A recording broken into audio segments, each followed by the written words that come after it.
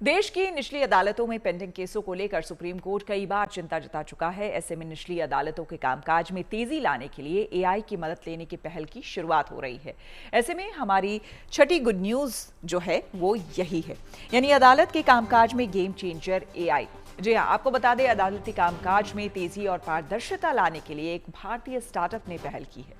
अदालत एआई नाम की ये स्टार्टअप अदालत के कामकाज को सुगम और सरल बनाने में मदद करती है। हमारे संवाददाता अनीशा माथुर ने स्टार्टअप शुरू करने वाले युवा उद्यमियों से बात की। कोर्ट कचहरी की जब बात होती है तो सबसे पहले यही बात उठती है कि कोई भी केस कोर्ट में जाता है तो सालों लग जाते हैं।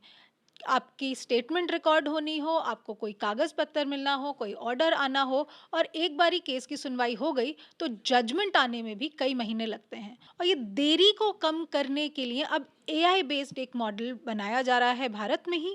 और भारत में ही बनी हुई इस कंपनी के फाउंडर्स से हम आज बात कर रहे हैं। अदालत एआई के फाउंडर्स मेरे साथ हैं, उत्कर्ष सक्सेना और अर्घ्य भट्टाचार्य। हर स्टेज पर एक केस के तरह तरह की बाधाएं आती हैं जो क्लेरिकल होती हैं, जो मैनुअल प्रोसेसेस होती हैं कि कागज़ पे काम किया जाए, कि एक स्टेनोग्राफर हो जो हर चीज़ टाइप करे, जो कभी अवेलेबल नहीं होते, ट्रांसलेशन नहीं होते डॉक्यूमेंट्स के, जो प्रोसेस है, फाइल्स हैं, उनको मैनेज कैसे किया जाए, उसका कोई सिस्टम नहीं होता। अगर स्टेनोग्राफर कोर्ट में ना हो तो जज साहब हाथ से लिखते हैं, जज मैडम पूरे दिन हाथ से लिखती हैं। अगर जज का ट्रांसफ़र हो जाए तो दूसरे जज आकर उनके नोट्स नहीं पढ़ पाते।